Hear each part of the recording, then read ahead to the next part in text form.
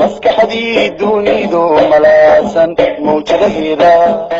kulanti wacan oo wanaagsan akhyaaray ku soo dhawaada barnaamijkeennii toddobaadlaha ee waxbarashada oo aan toddobaadkan ku soo qaadan doono barnaamij aan idinka diyaarinay dugsi ay maalgashadeen xubno qurba joog ah oo u dhashay deegaanka Soomaalida.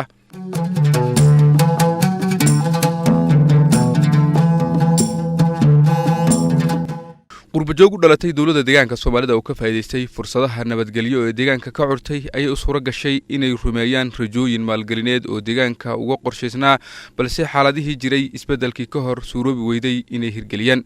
dugsiga jiilka cusub New Generation waa dugsi ku yaala magaalada Jigjiga oo ay maalgeliyeen xubno qurba joog ah si ay waayo aragnimada iyo ilbaxnimada ka jirta wadamada qurbaha ugu soo celiyaan dhulkoodii hooyo bulshadana uga faa'iideeyaan. Ramadaan Sheekh Maxamed wuxuu ka mid yahay mulkiilayaasha maalgeliyay dugsigan oo ka kooban qaybo kala duwan oo ay ka mid yihiin goobihii ciyaaraha madadaalada. wuxuuna sheegay waxbarashada oo la maalgeliyo inay ka dhigan tahay dhammaan qaybihii maalgashiga oo dhan oo la maalgeliyay sababtoo ah injineerkii, dhakhtarkii iyo aqoon-yahankii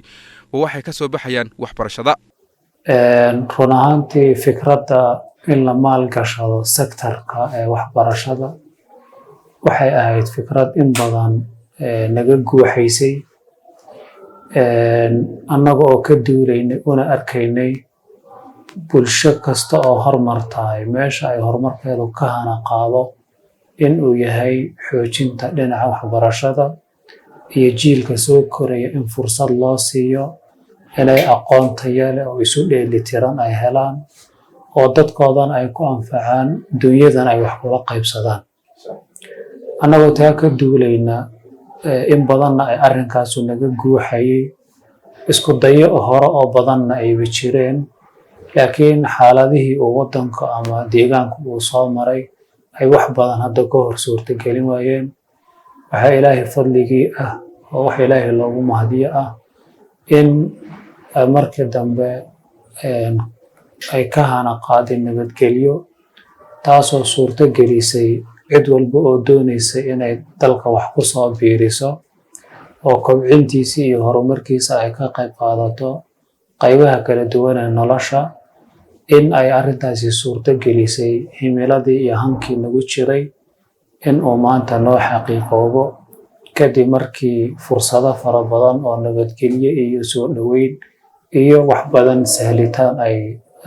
ay ka suurta gashay ee deegaanka. annaga marka fursaddii ka duulayna ayaanu maxaan ku idhahdaa tallaabaqaadkii ugu horreeyey ayaanu samaynay. tallaabaqaadkiina wuxuu noqday in iskuulkan annagoo kooxaho maalgashadayaal ah magacoodana aan ku hadlayo aan matalayo in aanu iskuulkan aanu hirgelinno oo aanu rabno inuu noqdo tusaale wanaagsan inuu u noqdo isagoo aan rajaynayna inuusan noqon doonin kii ugu dambeeyey ee hanka annagu uu yahay heerarka waxbarasho ee kala duwan inaan dhammaantood aanu ka qayb qaadano. iskuulkani sanadkii koowaad ayuu furan yahay. intii ka horreysay diyaargarow baanu ku jirnay hadday noqoto goobtii wax lagu baran lahaa inaan diyaarino, hadday noqoto in facilitieskii kale u baahnaa inaan diyaarino oo ay ka mid tahay garoonkaas aad u jeedaan ee ilmuhu ay sida fiican runtii ugu nafisaan. waanu aaminsannahay xoojinta sportiska inay qayb waxbarashada ka mid inay tahay. sidoo kale gaadiidka ay noqoto inahaasoo dhan markii wax isugu kaayo duba dhaceen ayaan ilaahay fadligii subxaanahu watacaala ayaa sanad dugsiyeedkani aanu bilownay. ardayda aan sanadkan ku bilownay annagoo aad u xadidaynay ardayda aan hayno waa ilaa arday 200 ah oo sanadkii koowaad oo tijaabada ah. heerarka waxbarashada waxay ka bilowdaan KG-yada ilaa kalaaska 6aad baanu ku joojinay laakiin wixii sanadka soo socda loo gaaro inaan sanadba sanad aanu ku sii daro annagoo oo ujeedada ugu weyn aanu leenahay ay tahay inaanan soo kordhinin meel un la xaadiro oo subaxii intii la tago waqtigii laga soo rawaxo laakiin ujeedada aanu leenahay ay tahay waxbarasho tayaysan oo ilmuhu markuu iskuulka ka baxo aanu ku hanweynahay inuu kaalmo fiican heer deegaan iyo heer federaal oo uu ka geli doono kadibna ayba noqon doonaan dad mustaqbalka u gudba inay saameyn ku yeeshaan qaaradaha adduunka ee kala duwan insha allahu tacaala. marka ujeedka anaguna sidaas u ahaa himiladii aanu lahayna waxbaa nooga hirgalay waxaana waa nooga bilaaban yahay walow aan aaminsannahay inaan bilownahay laakiin meeshii aanu higsanaynay insha allahu tacaala inaan waqtiyada soo socda aanu gaari doono ilahay idinkii. waxaad joogtay ood ku noolayd wadamada caalamka ugu dhaqaalaha badan ee ugu barwaaqa sooreysan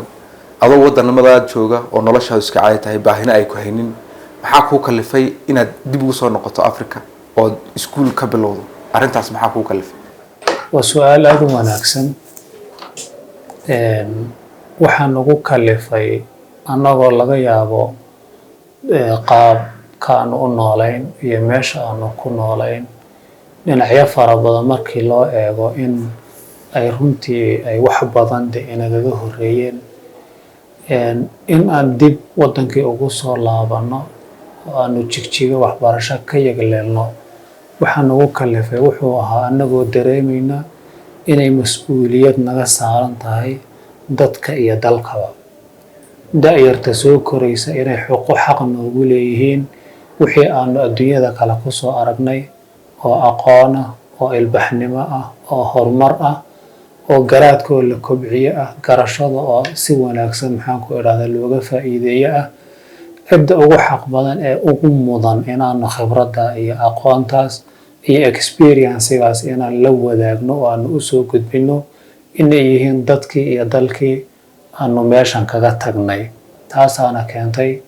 in wax badan oo aanu meelaha ku haysanay in aan ka soo tagno oo aanu maxaan ku idhahdaa u babac dhigno inaan da'yarta iyo dadka soo koraya inaanu insha allahu tacaala aanu runtii kor u soo qaadno. waxaa aada noo dhibaysay xaalado fara badan oo da'yarta wadanka ee ku imaanaysay in badanna aanu ka walwalaynay marka waxaanu ku qanacnay in waxa ugu wanaagsane ay tahay inaan la wadaagno in aanu waxbarasho tayo leh isuna dheelitiran inaanu ka aasaasno oo aanu ka taagno dalka insha allahu tacaala. imika waad timaadeen qorshihiinniina waad guda gasheen oo waad bilowdeen adi iyo ragga kale eed wakiilka u tahay ee maalgashadayaashaada marka higsigu waa ilaa halkee higsigiinu ilaa halkuu gaarsiiyey? higsiga anagu waxaan u qaybin lahaa 2 qaybood. midi waa tallaabadan aanu jigjiga ka bilownay inaanu isku dayno inaanu meelo kala duwan oo deegaanka ah inaanu gaarsiino si aragtida noo muuqata iyo horumarka xagga waxbarashada laga gaadho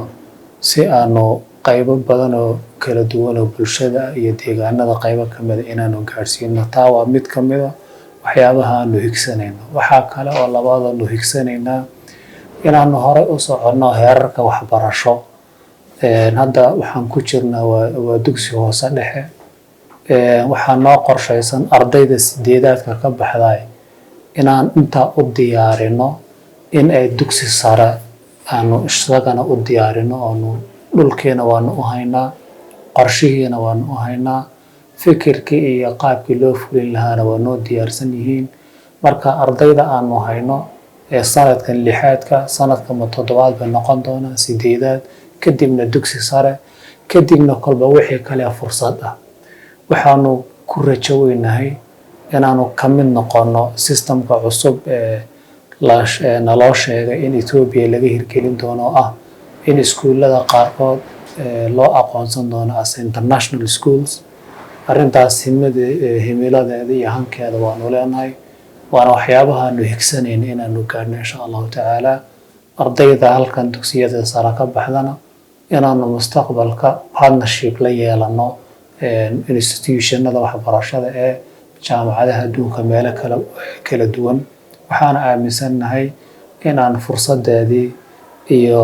maxaan ku idhahdaa qorshaheediiba inaanu hayno mustaqbalka insha allahu tacaala. waad mahadsan tahay sheekh Ramadaan. fursadaha maalgashi ee ka jira deegaanka Soomaalida ama dhulkaagii hooyo way fara badan yihiin.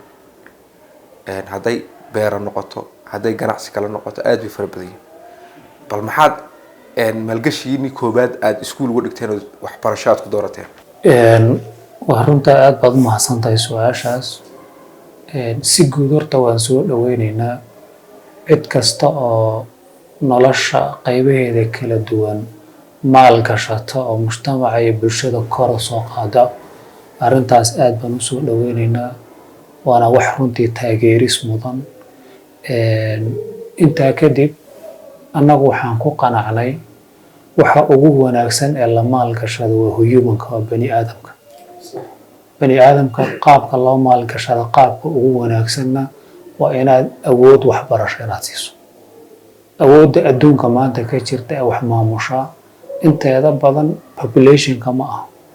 tirada yacni dadku intay dhan yihiin ma aha mararka qaarkood waxaa laga yaabaa in nolosha qaybaheeda kale aysan u badnayn laakiin aqoonta haddii la kobciyo waxaan aaminsanahay ummaddu nolosha inteeda kale inay ka hormari karto in marka dadka aqoon leh lasoo saaro dhakhaatiir baynu u baahannahay in lasoo saaro waxaynu u baahannahay injineero in lasoo saaro waxaynu u baahannahay beerihii iyo xoolihii iyo nolosha qaybaheeda kala duwaneyd sidii lagu horumarin lahaa sida keliya lagu horumarin karana waa in lasoo saaro jiil iyo generation aqoon u leh aqoon dhaba u leh oo tayaysan nolosha qaybaheeda kala duwan markana waxaan u aragnaa in waxbarashadu ay tahay qaybta kor u qaada soo culisa qaybaha kala duwan ee nolosha oo dhan markana waxaan u aragnaa in waxbarashada sektorka tacliinta in la maalgashado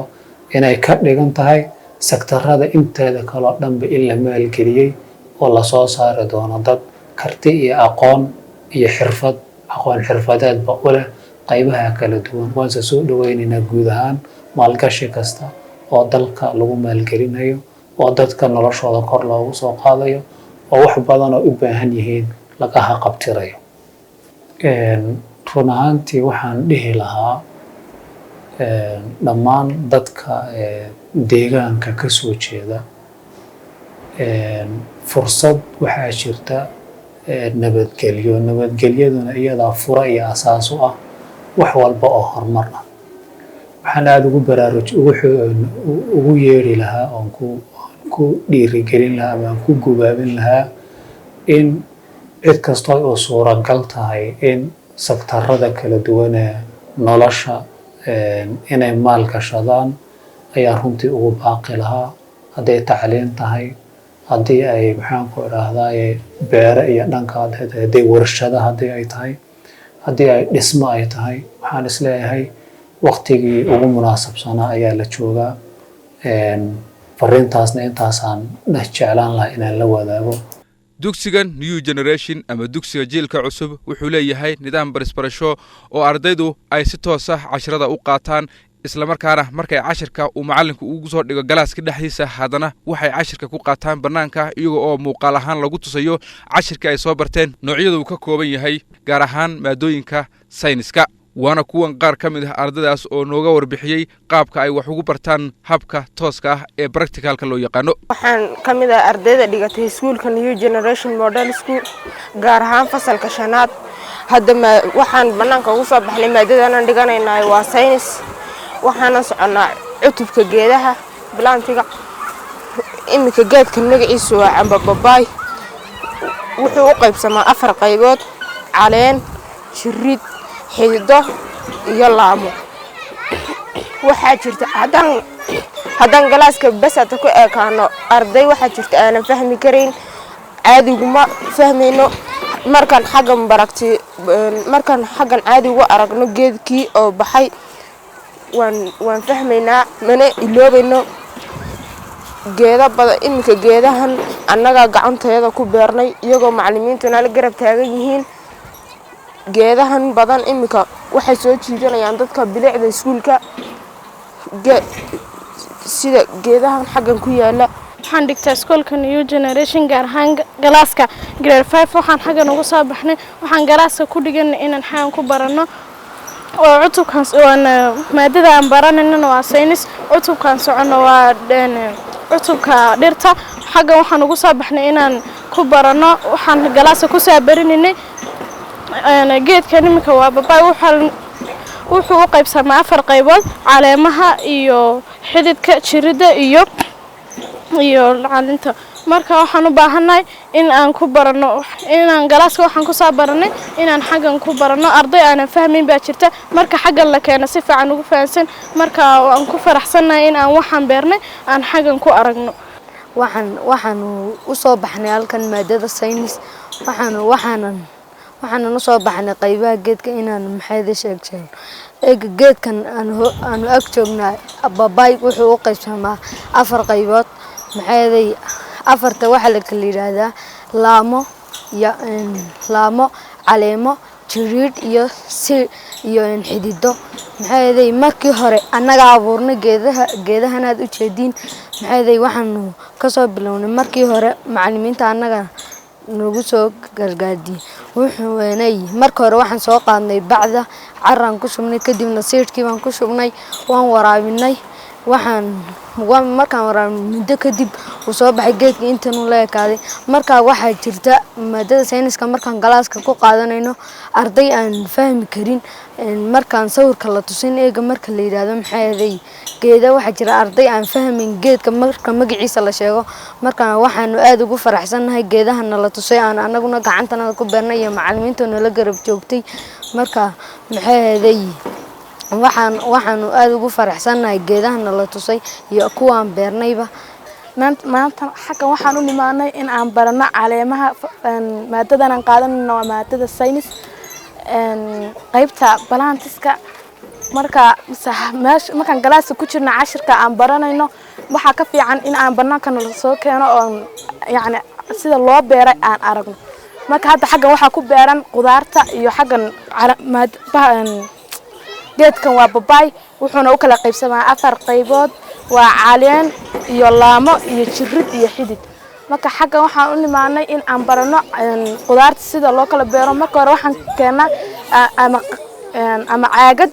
ama bac ciid lagu shubaa kadibna waxa lagu shubaa maxay ahayday qudaar dhirta la beero kadib waa la waraabiyaa inta kadib uu soo baxaa qorraxda ayaana la dhigaa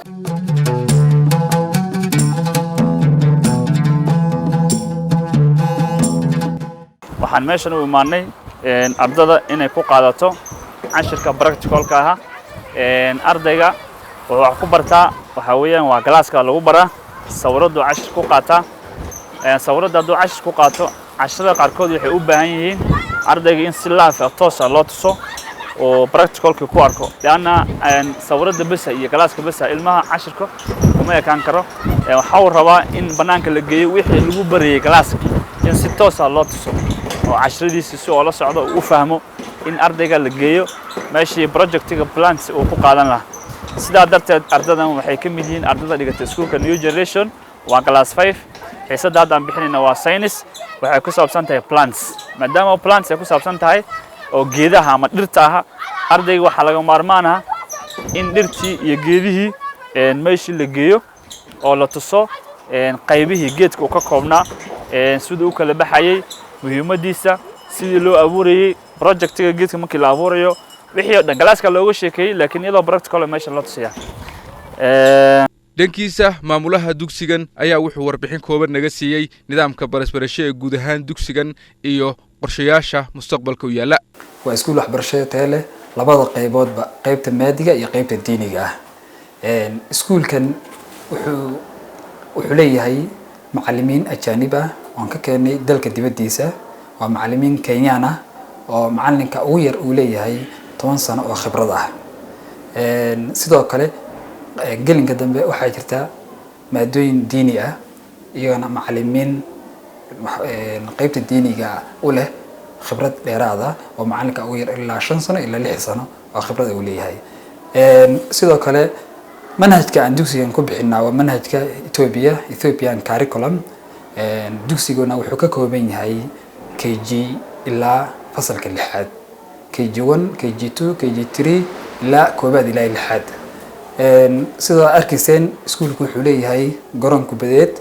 oo carruurtu ku ciyaaraan iyo leexadii oo markay mataqaanaa xilliyada isboortiga leeyihiin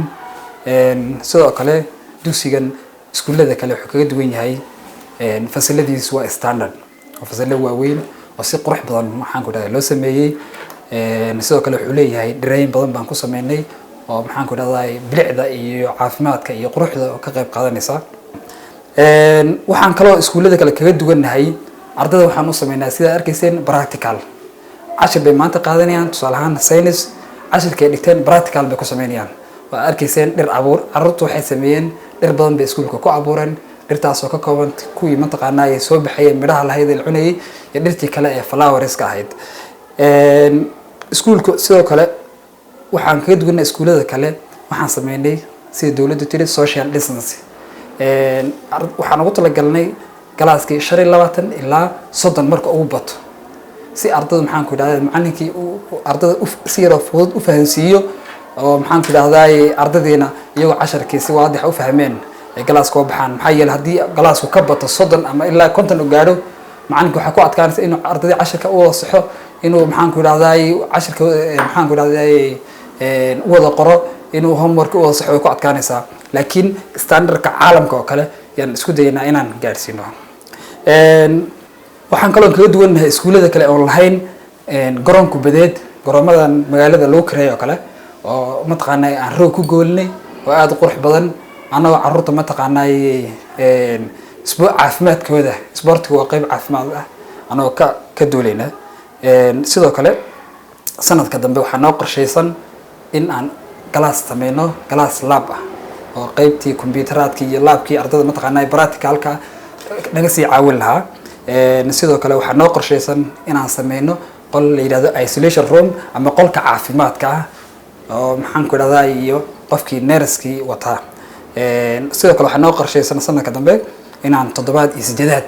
ku darno iskuulka si mataqaanaa ay u sii socdo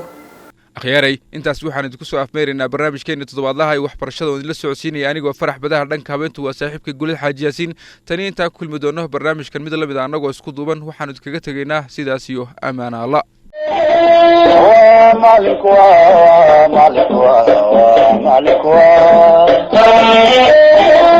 maskaxdii dunidu malaasan mawjadaheeda